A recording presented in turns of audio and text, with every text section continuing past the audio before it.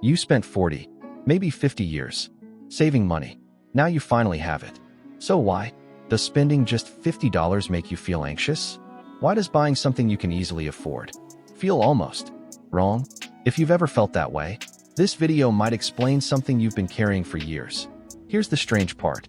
Many retirees aren't struggling because they don't have enough money. They're struggling because they're afraid to use the money they already have. They cancel trips. They delay replacing old furniture.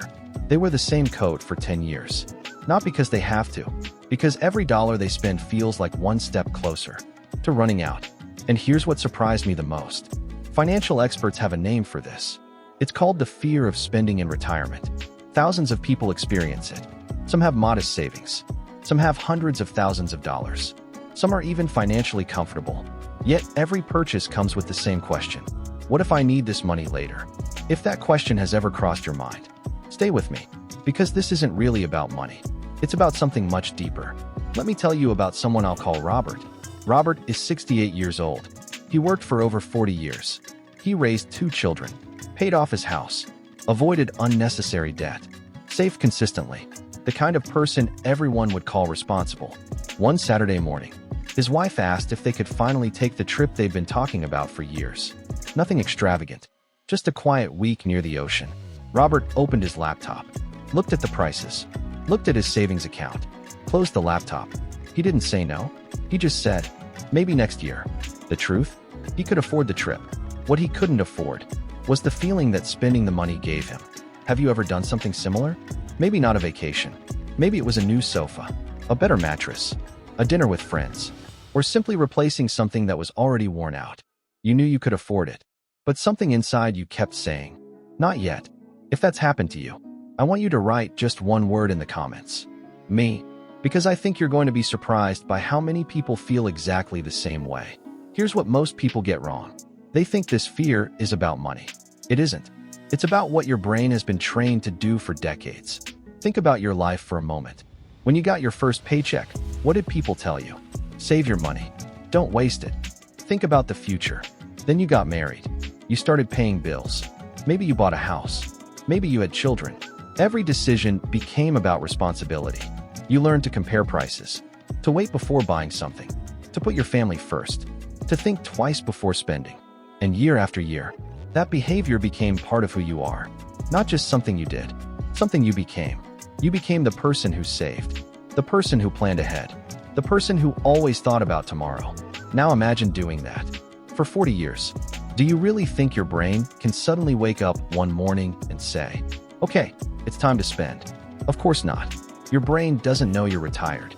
It only knows the habits you've repeated thousands of times. That's why even a small purchase can make you feel uncomfortable. Not because it's expensive, because it feels unfamiliar.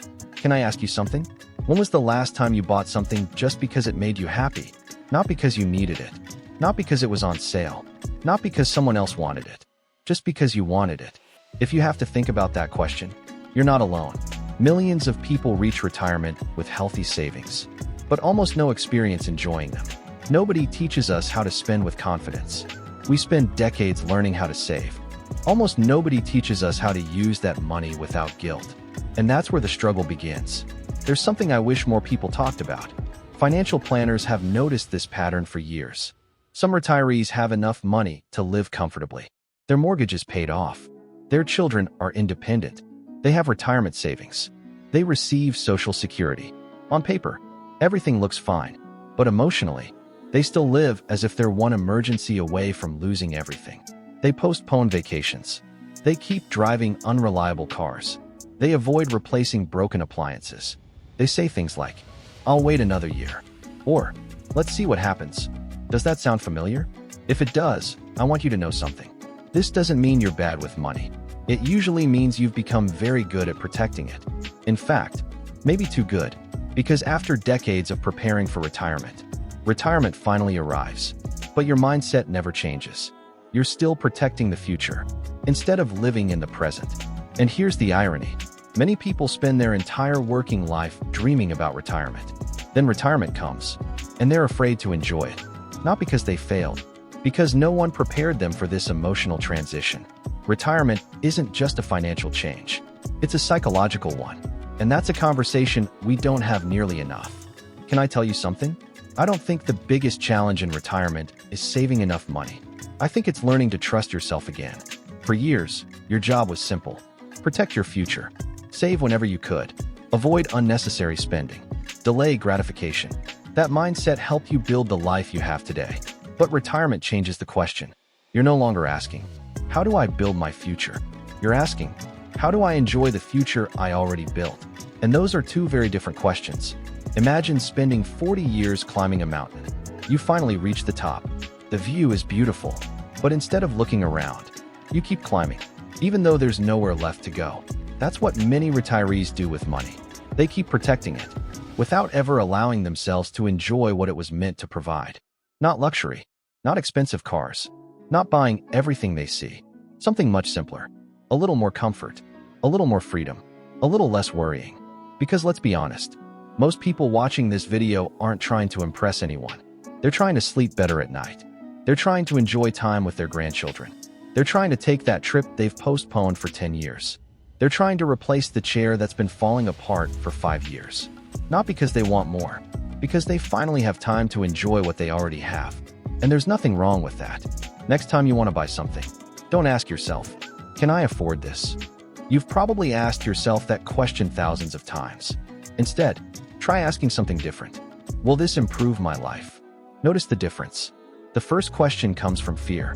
The second comes from purpose. Maybe it's a more comfortable mattress. Maybe it's hearing aids that help you enjoy conversations again. Maybe it's taking your grandchildren to the zoo. Maybe it's finally fixing something you've been putting off for years. Those aren't careless expenses. They're investments in your quality of life. And that's exactly what your retirement savings were meant to support. I'd like you to try something this week. Take out a piece of paper. Write down one thing you've wanted to do, but have been postponing because of money. Now ask yourself honestly, am I postponing this because I truly can't afford it? Or because I'm afraid? Those are not the same thing. And recognizing the difference might change the way you think about retirement forever. Before we finish, I want you to remember one thing. You didn't spend decades saving money, just so you could spend the rest of your life being afraid of it. Think about everything you've done. The early mornings, the overtime, the sacrifices, the vacations you skipped, the things you didn't buy, the years you spent putting everyone else first. You weren't making those sacrifices just to see a bigger number in a bank account. You were buying yourself something much more valuable. Time, freedom, choices, peace of mind. And if you've reached retirement, or you're getting close, maybe it's time to give yourself permission to enjoy some of what you've worked so hard to build. That doesn't mean spending recklessly. It doesn't mean ignoring your budget. It simply means remembering why you saved in the first place. Because money is a tool, not a trophy. The goal was never to die with the biggest savings account. The goal was to build a life where money supports your happiness, instead of controlling it. So I'd like to leave you with one question. If you knew, truly knew, that your money would last, what's the first thing you'd finally allow yourself to do? Would you travel? Visit family? Take up a hobby? Replace something you've been living with for too long? Or would you simply stop worrying? I'd love to read your answer in the comments. Because I have a feeling, many of us have been carrying the same fear for far too long. And maybe, the first step toward financial peace is realizing we don't have to carry it alone. If this conversation spoke to you, subscribe to Oren TV. Every week, we'll explore the emotional side of money, retirement, and the habits that help you build not just wealth, but peace of mind. Because after 50, financial success isn't just about having enough money. It's about finally feeling safe enough to enjoy the life you've earned.